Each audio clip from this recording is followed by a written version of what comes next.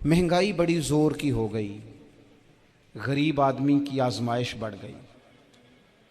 हमेशा महंगाई से गरीब लोग मुतासिर होते हैं। अमीरों की तो चीज़ें महंगी हो जाती हैं, वो तो सिंगल उन्होंने जमा की होती हैं, महंगी होती हैं तो डबल में बेचते हैं। गरीब पिसता है। लेकिन दुख की बात यह है कि हम एक दूसरे का साथ नहीं देते। मकरूज ज़हनी अजियत का शिकार है। 3 दिन है ना ईद के, तो एक जोड़े से भी गुजारे जा सकते हैं। हमने इस ईद पे कोशिश करनी है कि हमारी गली में, हमारे मोहल्ले में, हमारे दाएं बाएं थोड़ा सफ़र करें, बच्चों को देखें, सरकारी स्कूल से निकलते बच्चों को देखें, मसाजिद मदारस से निकलते बच्चों को देखें। हम ना एक एक दो दो का साथ दें। ये जितनी सियासी जमातें काम कर रही हैं, जिनकी हुकूमत थी, जिनकी है, पता नहीं कल किसकी आएगी। मैं तो ज़ाती तौर पर इनसे पूरा मायूस हूँ। मुझे तो नहीं लगता कि जितने लोग आज तक हुकूमत कर चुके हैं, बार बार आते हैं या पिछली हुकूमत गई है, इनके पास कोई प्लान ही नहीं है। ये तो बेचारे एक दूसरे की टांगें खींचने के अलावा ना कुछ कर सके हैं, ना उम्मीद है कुछ करेंगे। लेकिन गरीब की तकलीफ़ बढ़ गई है।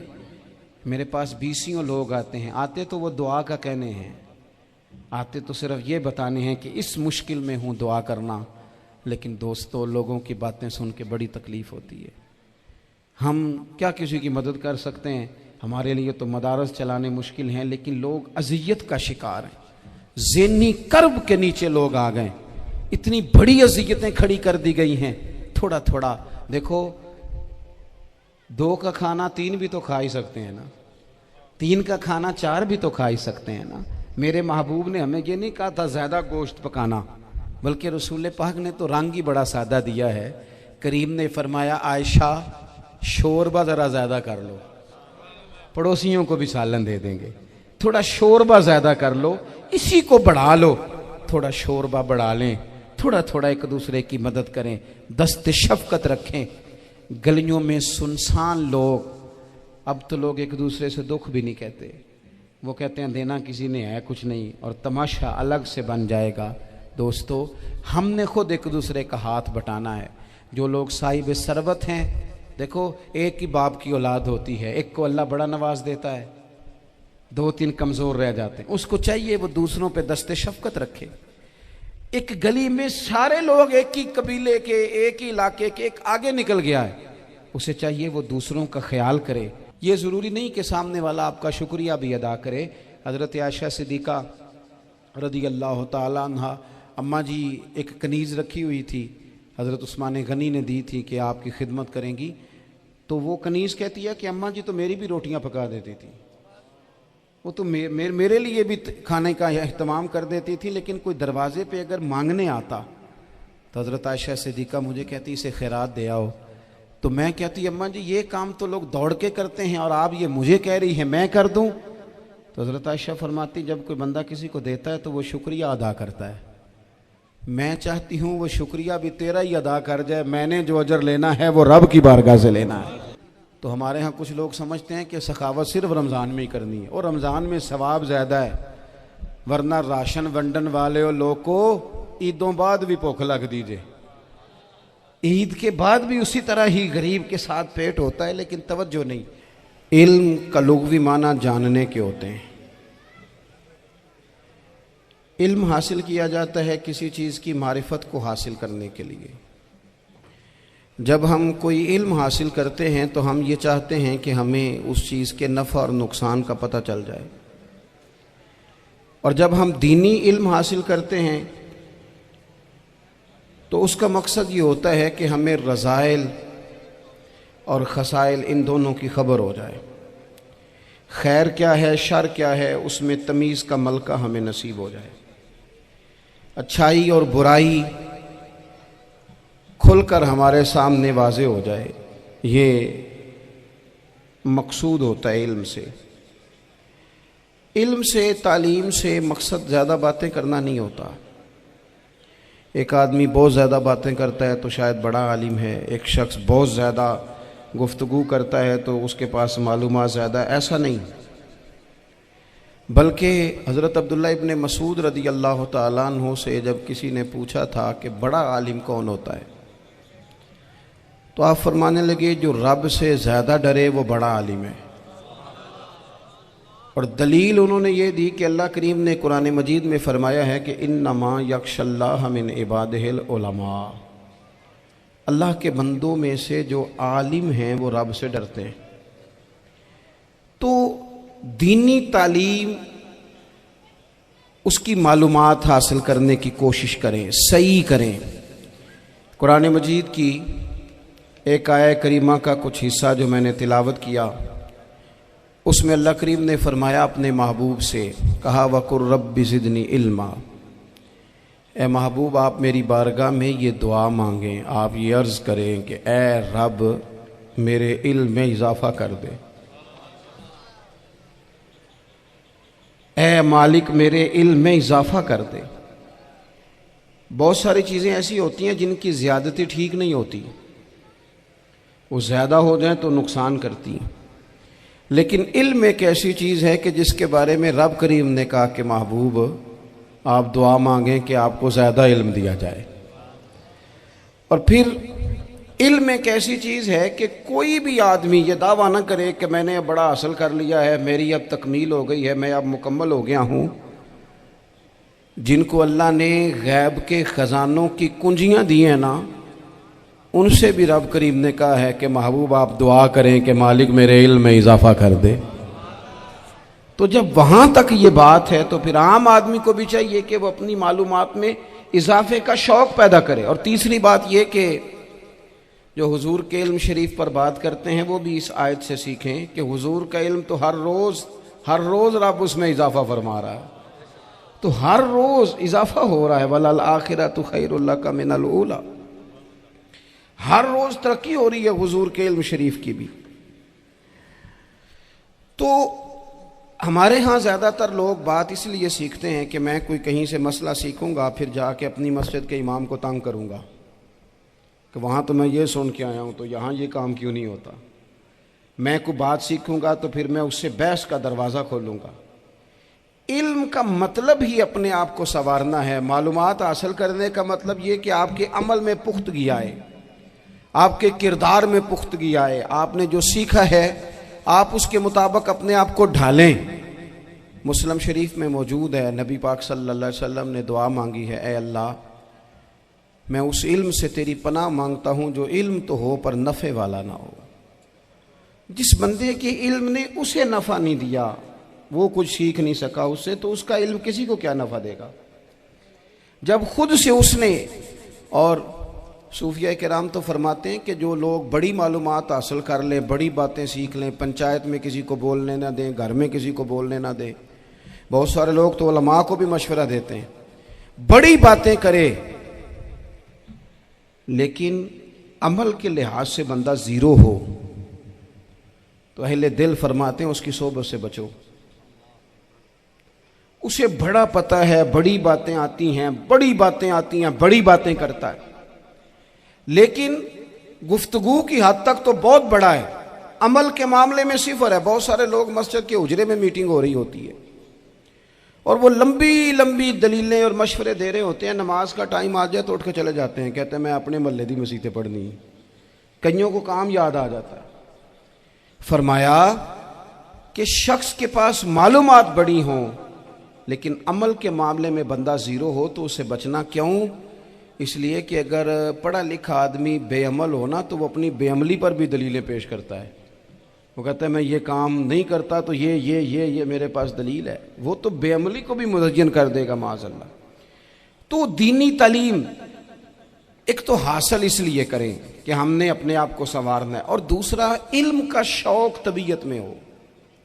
देखे ना, अल्लाह के हबीब सल्लल्लाहु अलैहि वसल्लम ने फरमाया है कि जो इल्म के रास्ते पे चल पड़ा वो जन्नत के रास्ते पे चल पड़ा है।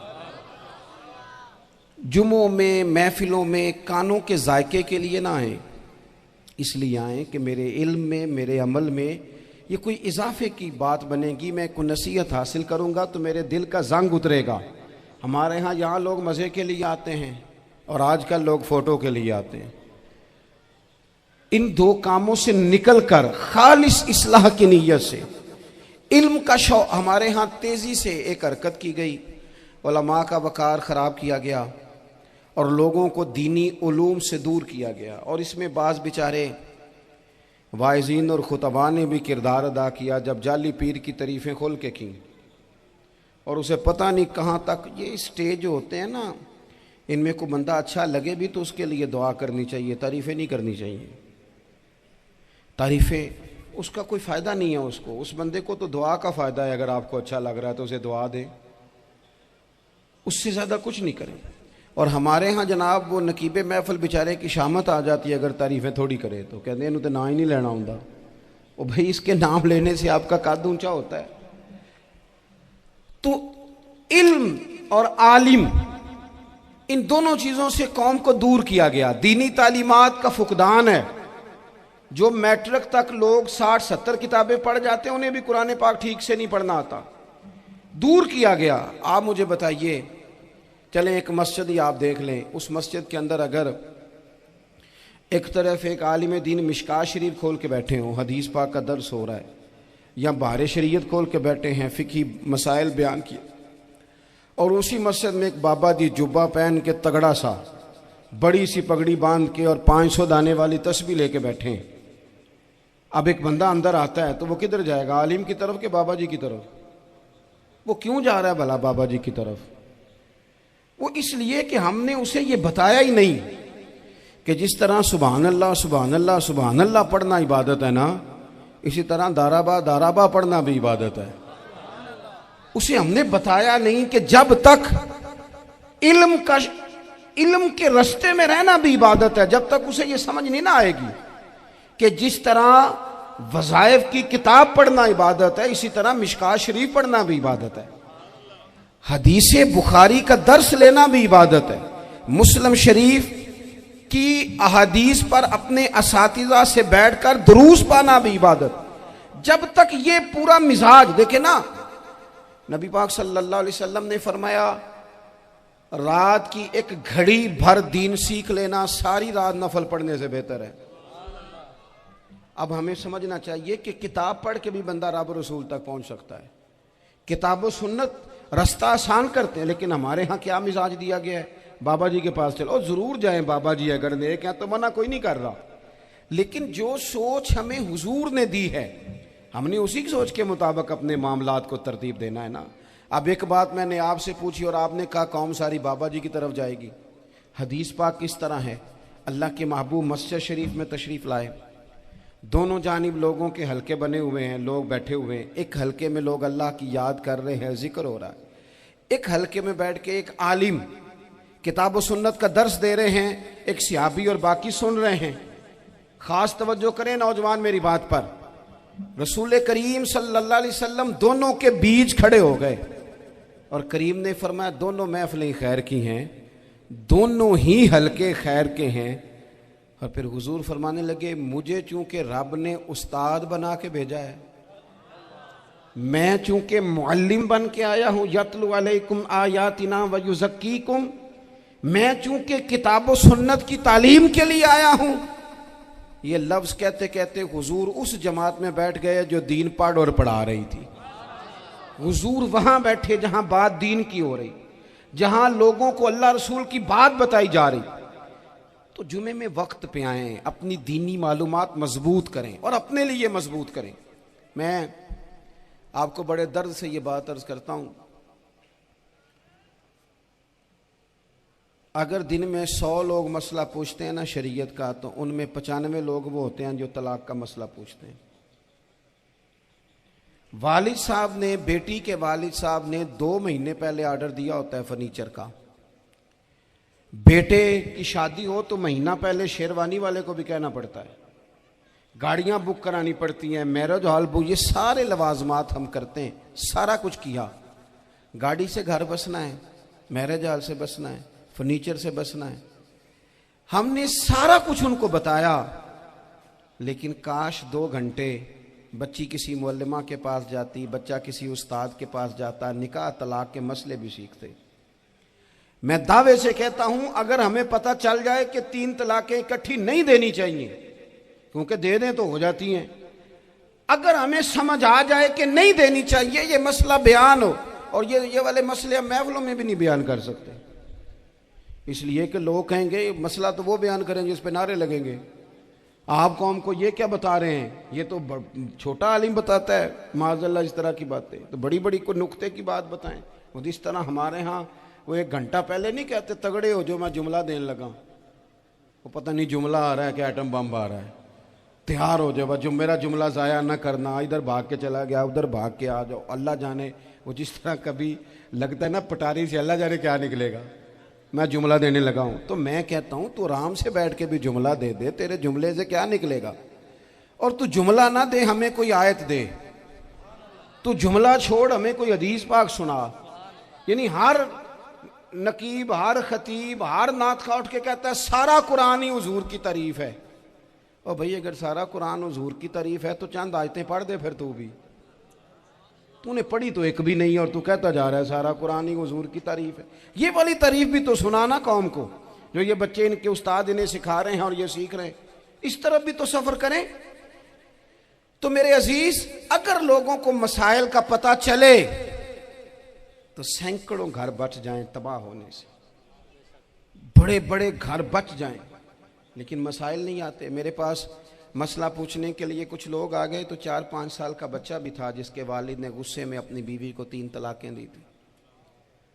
तो छोटा सा बच्चा, कपड़े भी फटे पुराने, और हालत बता रही थी कि गरीबी है।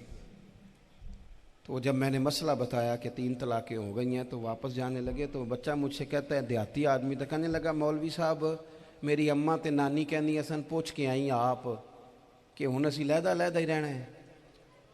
तो उस बच्चे की नौनिहाल की वो कैफियत देखी तो मैं रो पड़ा।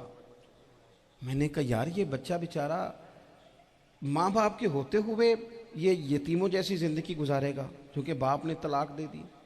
किस तरह मसाइल नहीं बताए लोगों को, तालीम से आगाही नहीं किया। और इसमें बहुत बड़ा जुल्म है उन लोगों का भी जो जनाजे पे खड़े होके तो कह देते हैं, मेरी तरह के लोग अच्छे उलमा की बात नहीं करता, वो कह देते हैं देखो जिन लोगों को जनाजा नहीं आता, भाई आपने किस दिन इशा के बाद क्लास लगाई थी जनाजा सिखाने की, ये तो आपने कह दिया लोगों को कुरान जी ठीक नहीं आता। तो यहाँ तो बेचारी बीबियां जिनको सही पढ़ना नहीं आता वो मिशन बना लेती हैं कि मैंने इतने 100 को कुरान पाक पढ़ाना है, बेवा हो गई हूँ, तलाक याफ्ता हो गई हूँ, सारी जिंदगी कुरान पढ़ाऊंगी। हम क्यों ये मिशन नहीं बनाते, क्यों इस तरफ सफर नहीं करते। एक तो दीनी मालूमात में, दीनी उलूम में अपने आप को लगाएं और ज़ौक़ पैदा करें कि जो चीज़ें मुझे नहीं आती मैंने वो सीखनी है, जो मामलात मुझे नहीं आते मैंने उनकी तरफ सफ़र करना है। एक तो अपना ये मिजाज बनाएं। और जब आप दीनी उलूम सीखते हैं तो पता है कौन सा मंजर कायम होता है, मंजर वो बनता है कि हज़रत अबू हुरैरा भी दीन सीखा करते थे, हज़रत अब्दुल्ला इब्ने उमर भी असहाबे सुफ़ा में रहा करते थे, हज़रत अनस बिन मालिक भी रहा करते थे।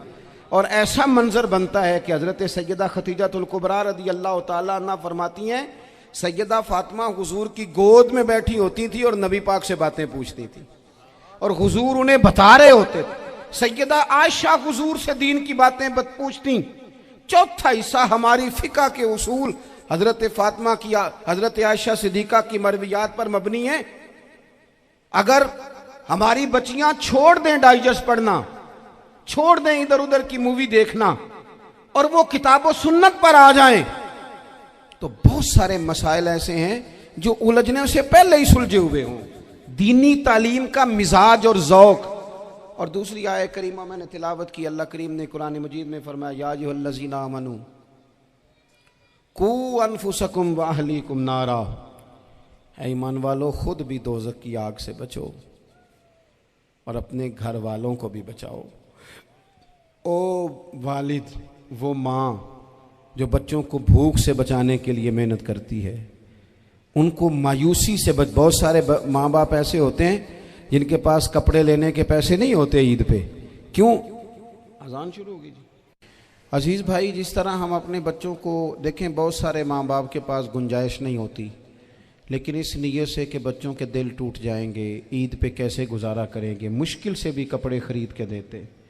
इस तरह हम अपने बच्चों को भूख से, प्यास से, मायूसी से बचाते हैं। इस तरह हमारे रब ने हमारे ज़िम्मे लगाया है कि तुम अपने बच्चों को कोशिश करो दोज़ख की आग से बचाने की। हज़रत उमर फ़ारूक रदी अल्लाह ताला अन्हु ने अर्ज़ किया था, या रसूल अल्लाह सल्लल्लाहु ताला अलैहि वसल्लम, इस आया करीमा का माना क्या है? तो महबूब करीम अलैहिस्सलाम ने फरमाया, उमर, जिन चीज़ों का अल्लाह तुम्हें हुक्म देता है, तुम अपने घर वालों को उन चीज़ों का हुक्म दो। जिन चीज़ों से रब रसूल तुम्हें मना करते हैं, अपने घर वालों को उनसे रोको। अपने घर के अंदर निफाज़े दीन करने की कोशिश करो। मेरे भाई, बहुत ज़्यादा आजमाइश है हमारे घरों में, बेचैनियाँ हैं, इस्तराब है, बच्चों में सख्ती है, बहन भाई एक दूसरे के साथ लड़ते हैं, मिजाजों में तलखी आ गई। क्यों भला? इसलिए कि माँ बाप को जो बेहतरीन किरदार और जो हसीन तरीका घर में अपनाना चाहिए था, बच्चे तकरीर बाहर से सुनते हैं लेकिन वो फॉलो अपने माँ बाप को करते हैं। अगर माँ बाप में हौसला हो, सब्र हो, इत्मीनान हो, खुददारी हो, थोड़े पर गुजारा करने का मिजाज हो। देखे ना, आज डिप्रेशन है, टेंशन है, पैनिक्स अटैक्स हैं, बड़ी सारी चीज़ें आ गई हैं। क्यों भला? सब्र नहीं, तहम्मुल नहीं, बुर्दबारी नहीं। आजमाए। एक दिन एक बच्चा मेरे पास आ गया मदरसे का और आके वो रोने लगा। मेरे घर वाले कहने लगे खाना छोड़ दें, पहले इसकी बात सुन ले। मैंने कहा पुत्र क्या हुआ, किसी ने मारा है किसी उस्ताद ने? कहने लगे नहीं हजरत, घर फ़ोन किया था तो मेरी अम्मा और अब्बा की लड़ाई हो रही है। बच्चा कांप रहा है, टांगे कांप रही हैं। मैंने कहा क्या हो क्या गया तुम्हें पुत्र, लड़ाई हो रही है तो घरों में हो ही जाती है। कहने लगे नहीं, आपको पता नहीं, वो बड़ा सख्त लड़ते हैं। मेरे वालिद जब मेरी वालदा को मारने के लिए आगे बढ़ते हैं तो हम सारे चारपाइयों के नीचे छुप जाते हैं, हमें खौफ आता है, वो मंजर खतरनाक होता है। ये कौन तकलीफ दे रहा है अपने बच्चों को? यहां बैठे हमारे यहां मीलों दूर रहते थे उसके घर वाले, तो वो तकलीफ में था, तो घर में क्या कैफियत होगी?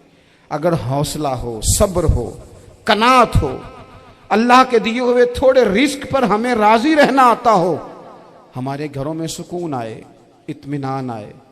हम जो जिंदगी बड़ी खुशी खुशी गुजार सकते हैं, हमारे मिजाजों का लालच, हमारी तबीयतों की बेराह रवी, हमारी झूठी अना का बुत, उन सारी चीजों को खत्म कर देता है।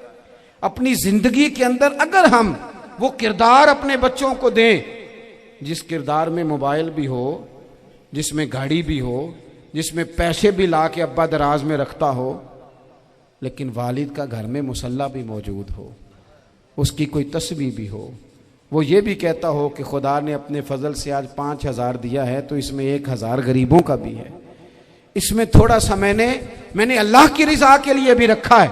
अगर कोई मुश्किल आ जाए तो वो बाप और माँ को सब्र करता हुआ देखते हो।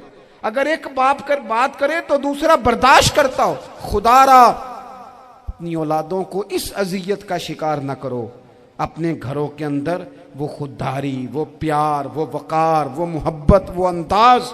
आप थके हुए हैं, कोई शक नहीं, आप बहुत सारे मसाइल का बाहर शिकार होंगे, कोई शक नहीं, लेकिन आप बाहर से थक के आए हैं। और अगर आप बाहर अपनी फैक्ट्री के मालिक हैं और दफ्तर के बड़े हैं तो घर में भी तो आप बड़े हैं ना।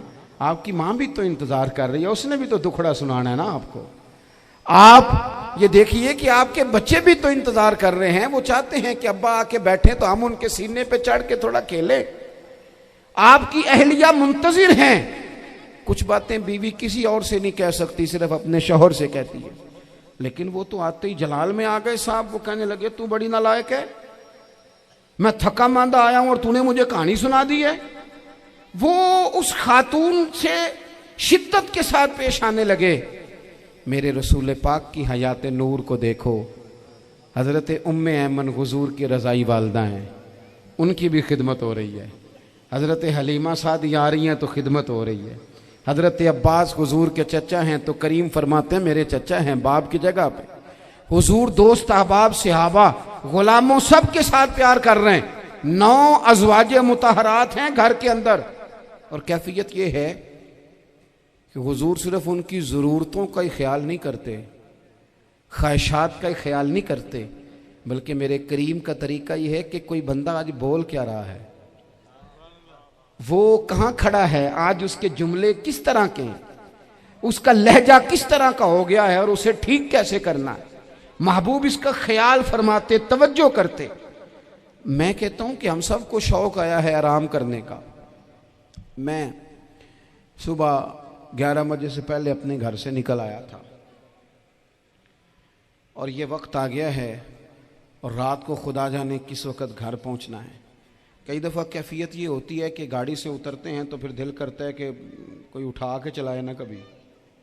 इसके बावजूद बहुत सारे लोग नाराज़ रहते हैं कि हमसे मिल के नहीं गए, फ़ोटो नहीं खिंचवा के गए, फलानी जगह चाय नहीं पी के गए। ये तसलसल है।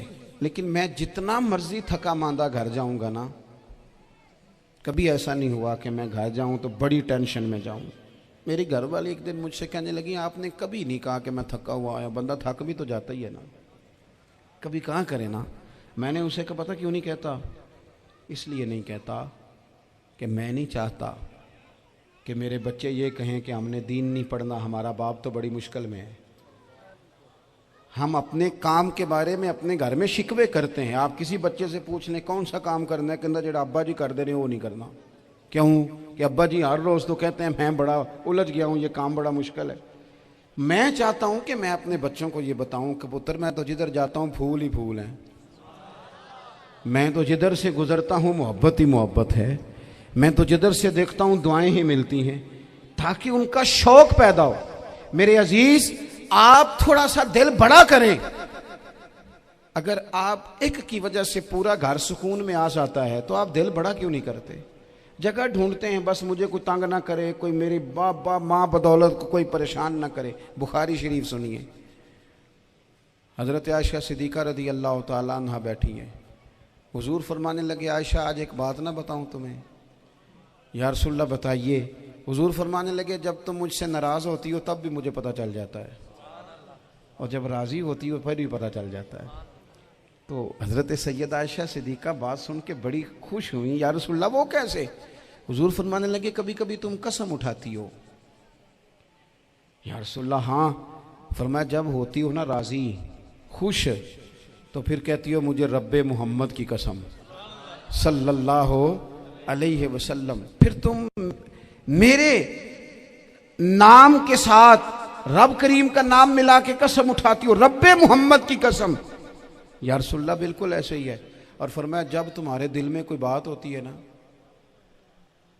तो फिर तुम कहती हो मुझे रब्बे इब्राहीम अलैहिस्सलाम की कसम, फिर तुम रब्बे मोहम्मद नहीं कहती। ये बुखारी मुस्लिम में मौजूद है। हज़रत आयशा सिद्दीक़ा ने तो बात सुनी तो खिल गई तबीयत, कहने लगी करीम सदके जाऊं, यहाँ तक ख्याल फरमाते हो? किसके जुमले कहाँ पहुंच गए, यहाँ तक ख्याल है? फरमाया मुझे पता चल जाता है कि तुम्हारी कैफियत क्या है, कहाँ खड़ी हो। ओ भाई, हम तो अपनी माँ का भी ख्याल नहीं रखते। हमारा बाप कहाँ बेचारा खड़ा है, वो तो इंतज़ार में था कि कोई 10 मिनट मेरे पास बैठेगा, तवज्जो ही नहीं, जज्बात का ख्याल ही नहीं। हज़रत आयशा सिद्दीक़ा बात सुन के अर्ज़ करने लगे, या रसूल अल्लाह मुझे रब्बे मोहम्मद की कसम हो, मैं सिर्फ नाम छोड़ती हूँ, मेरे दिल में हर वक़्त मदीने वाले महबूब ही रहते हैं, नाम ही छोड़ती हूँ सिर्फ। ओ मेरे दोस्त, थोड़ा सा जा। और दूसरा अर्ज़ करूँगा, दौलत अगर बहुत आली चीज़ होती ना, बहुत कीमती, तो सबसे ज़्यादा सैयदा आयशा के घर में होती। अगर पैसों से ही शौक खाता तो पैसे सबसे ज़्यादा हज़रत फातिमा ज़हरा के काशाना नूर में होते। ओ मेरे भाइयों, सोना वक्त मोहब्बतों से गुजारा जा सकता है। ओ भाई, मैंने तो अपने घर में ये देखा कि मेरे वालिद साहब गर्मी आती तो फरमाते, ओ लो भाई तुहानू परवाह नहीं, मैं तुहाडे पड़ोले च दाने पा दिते ने ते तुहाडी माँ ने मर्तबान च अचार पा दिता है, लो अब तुम्हें कहीं जाने की ज़रूरत नहीं पड़ेगी। इस पे भी वक्त बड़ा अच्छा गुजरता था, इस पे भी टाइम बड़ा अच्छा। 6 खाने खा के बच्चे नखरे कर रहे हैं। मैंने अपने वालिद साहब से एक दिन कहा, मैं क्या अब्बा जी तुहानू पसंद की है? फरमान लगे, पुत्र जे तो लगी होवे भुख फिर तो यार शाही, और अगर भूख ना हो तो फिर नखरे ही नखरे हैं, फिर क्या पसंद होना है? तबीयत नहीं। अपने घरों में, अपने दोस्तों में इत्मीनान पैदा करें, इस तरह से बाहर आएँ। और एक बात और अर्ज़ करनी है, याद रखना, तकरीर बाहर चलती है, घर में नहीं चलती। घर में अमल चलता है। घर जाके आप लेक्चर देना, नमाज पढ़ा करो, नमाज पढ़ा करो, नमाज पढ़ा करो, नमाज पढ़ा करो, तो कोई नहीं पढ़ते घर वाले। आप घर में नमाज खुद शुरू कर दें। नबी पाक सल्लल्लाहु अलैहि वसल्लम ने फरमाया, घरों को कब्रिस्तान ना बनाओ, कुछ नफली नमाजें घर में भी पढ़ा करो। अल्लाह के प्यारे रसूल सल्लल्लाहु अलैहि वसल्लम का घर मस्जिद नबी के बिल्कुल साथ है, दरवाज़ा हुजूर के घर का मस्जिद में खुलता था। लेकिन नबी करीम सल्लल्लाहु अलैहि वसल्लम क्या करते थे? हजरत आयशा सिद्दीक़ा फरमाती हैं तहज्जुद की नमाज घर में पढ़ा करते थे। घर में हुजूर तहज्जुद की नमाज पढ़ते, अगरचे घर में दुश्वारी थी, कुछ इबादात कुछ नमाजें घर के अंदर भी इंसान पढ़े। आखिरी गुजारिश आप हजरात से करनी है, इतना बड़ा मजमा है, इतने सारे लोग तशरीफ़ लाए हैं, एक गुजारिश आप हजरात की खिदमत में रख के बस मैंने बात को समेटना है। दो बातें मैंने आपकी खिदमत में अर्ज़ की हैं, एक तो दीनी इल्म का ज़ौक़ पैदा करें और दूसरा अपने घरों में थोड़ा ठहराव लाएं। थोड़ा सा अपने ये बच्चों के दस्तार फ़जीलत का इज्तिमा था, इसलिए मैंने ये बात अर्ज़ की, अपने घरों में थोड़ा हौसला कनात लाएं। हज़रत आयशा सिद्दीक़ा रज़ी अल्लाह तआला अन्हा फरमाती हैं ऐसा नहीं था कि हमारे घर के अंदर माल नहीं आता था, अल्लाह के फजल से बड़ा कुछ आता था, लेकिन फरमाती हम इसार कर दिया करते थे। हुजूर का मिजाज इसार कर देने का है। याद रखना, शम्मा से अगर कई शम्मे जल जाएं तो इसकी रोशनी में कभी कमी नहीं आती। हज़ारों दिए भी जल जाएं तो ये दिए मांद नहीं पड़ते। महंगाई बड़ी ज़ोर की हो गई, गरीब आदमी की आजमाइश बढ़ गई। हमेशा महंगाई से गरीब लोग मुतासिर होते हैं। अमीरों की तो चीज़ें महंगी हो जाती हैं, वो तो सिंगल उन्होंने जमा की होती हैं, महंगी होती हैं तो डबल में बेचते हैं। गरीब पिसता है। लेकिन दुख की बात यह है कि हम एक दूसरे का साथ नहीं देते। मकरूज ज़हनी अजियत का शिकार है। 3 दिन है ना ईद के, तो एक जोड़े से भी गुजारे जा सकते हैं, एक से भी। अक्सर लोग तो वैसे ही ईद की नमाज़ पढ़ के सो जाते हैं, और जो बेदार भी हैं वो भी कपड़े बदल करके जानवर के ज़िबा में मशगूल हैं। हमने इस ईद पे कोशिश करनी है कि हमारी गली में, हमारे मोहल्ले में, हमारे दाएं बाएं थोड़ा सफ़र करें, बच्चों को देखें, सरकारी स्कूल से निकलते बच्चों को देखें, मसाजिद मदारस से निकलते बच्चों को देखें। हम ना एक एक दो दो का साथ दें। ये जितनी सियासी जमातें काम कर रही हैं, जिनकी हुकूमत थी, जिनकी है, पता नहीं कल किसकी आएगी, मैं तो ज़ाती तौर पर इनसे पूरा मायूस हूँ। मुझे तो नहीं लगता कि जितने लोग आज तक हुकूमत कर चुके हैं, बार बार आते हैं या पिछली हुकूमत गई है, इनके पास कोई प्लान ही नहीं है। ये तो बेचारे एक दूसरे की टांगें खींचने के अलावा ना कुछ कर सके हैं, ना उम्मीद है कुछ करेंगे। लेकिन गरीब की तकलीफ़ बढ़ गई है। मेरे पास 20 लोग आते हैं, आते तो वो दुआ का कहने हैं, आते तो सिर्फ ये बताने हैं कि इस मुश्किल में हूँ, दुआ करना। लेकिन दोस्तों, लोगों की बातें सुन के बड़ी तकलीफ़ होती है। हम क्या किसी की मदद कर सकते हैं? हमारे लिए तो मदारस चलाने मुश्किल हैं, लेकिन लोग अजियत का शिकार हैं। ज़हनी कर्ब के नीचे लोग आ गए, इतनी बड़ी अजियतें खड़ी कर दी गई हैं। थोड़ा थोड़ा देखो, 2 का खाना 3 भी तो खा ही सकते हैं ना, 3 का खाना 4 भी तो खा ही सकते हैं ना। मेरे महबूब ने हमें ये नहीं कहा था ज़्यादा गोश्त पकाना, बल्कि रसूल पाक ने तो रंग ही बड़ा सादा दिया है। करीम ने फरमाया, आयशा शोरबा ज़रा ज़्यादा कर लो, पड़ोसियों को भी सालन दे देंगे, थोड़ा शोरबा ज़्यादा कर लो, इसी को बढ़ा लो, थोड़ा शोरबा बढ़ा लें, थोड़ा थोड़ा एक दूसरे की मदद करें, दस्ते शफकत रखें। गलियों में सुनसान लोग, अब तो लोग एक दूसरे से दुख भी नहीं कहते, वो कहते हैं देना किसी ने है कुछ नहीं, और तमाशा अलग से बन जाएगा। दोस्तों, हमने खुद एक दूसरे का हाथ बटाना है। जो लोग साहिब सरवत हैं, देखो एक ही बाप की औलाद होती है, एक को अल्लाह बड़ा नवाज देता है, 2-3 कमज़ोर रह जाते हैं, उसको चाहिए वो दूसरों पे दस्ते शफकत रखे। एक गली में सारे लोग एक ही कबीले के, एक ही इलाके के, एक आगे निकल गया है, उसे चाहिए वो दूसरों का ख्याल करे। अजीज़ भाइयों, हमने इस कमर तोड़ महंगाई के दौर में, मैंने जुमे में अमीर लोगों से कहा था कि कुर्बानियाँ करनी तो है ही, तो तुम तो सारा साल गोश्त खाते हो। क्या आपको बताऊं कि हम उस वतन में रहते हैं जहां फ्रिज और फ्रीज़र बड़ी से पहले ज़्यादा बिकते हैं। फ्रिज नहीं ले आओ, बड़ी ले आओ, चूँकि गोश्त सेव करना है, सारा साल भी तो मिलता है ना अमीरों।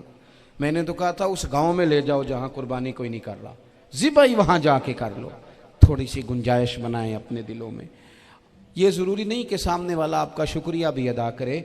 हज़रत आयशा सिद्दीक़ा रज़ी अल्लाह तआला अन्हा, अम्मा जी एक कनीज़ रखी हुई थी, हज़रत उस्मान गनी ने दी थी कि आपकी खिदमत करेंगी, तो वो कनीज़ कहती है कि अम्मा जी तो मेरी भी रोटियां पका देती थी, वो तो मेरे लिए भी खाने का एहतमाम कर देती थी, लेकिन कोई दरवाजे पे अगर मांगने आता तो हज़रत आयशा सिद्दीक़ा मुझे कहती इसे खैरात दे आओ।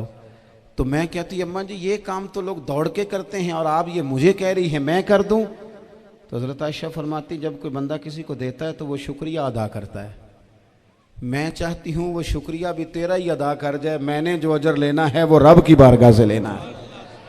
तो मेरे भाई अपनी ज़िंदगी में थोड़ा सा तो दिल बड़ा करें, थोड़ी थोड़ी गुंजाइश पैदा करें। और ये ज़रूरी नहीं कि उस बंदे का आपसे बड़ा अच्छा सलूक ही हो, ना भी हो उस गरीब का सलूक अच्छा, तो बाज़-औक़ात बंदा गरीबी में तल्ख भी तो हो ही जाता है ना। बाज़-औक़ात इंसान पे गुर्बत ज़्यादा आ जाए तो उसकी तबीयत भी तो, बीमार आदमी सख्त भी तो हो जाता है। तो मेरी आपसे ये गुजारिश है कि ये जो दिन चल रहे हैं वो हमारे यहाँ हमारे हुक्मरान कहते हैं मज़ीद सख्त फैसले करने पड़ेंगे। वो मैंने कहा तुम्हारे लिए तो आसान है, इसलिए कि तुम तो जिस दफ्तर में बैठ के फैसला करते हो उसकी तो बत्ती कोई नहीं जाती, तुम्हें क्या पता हो, वहाँ तो एसी भी 1 मिनट के लिए बंद नहीं होता। ये तो उससे पूछो बाप से कि जो ईद से पहले अपनी बीवी से मशवरा कर रहा है कि ईद आ गई है, अगर बेटी के घर कपड़े ना भेजे तो उसकी सास बातें करेगी। ये छोटी ईद गुजरी थी ना, तो हमारे यहाँ कुछ लोग समझते हैं कि सखावत सिर्फ रमज़ान में ही करनी है और रमज़ान में सवाब ज़्यादा है, वरना राशन वंडन वाले लोग को ईदों बाद भी भूख लग दीजिए, ईद के बाद भी उसी तरह ही गरीब के साथ पेट होता है, लेकिन तवज्जो नहीं। इश्क़ सरकार से दिल जिसे ने सवारा होगा, उसकी किस्मत का बुलंदी पे सितारा होगा, उसकी किस्मत का बुलंदी पे सितारा होगा। इश्क़ सरकार से दिल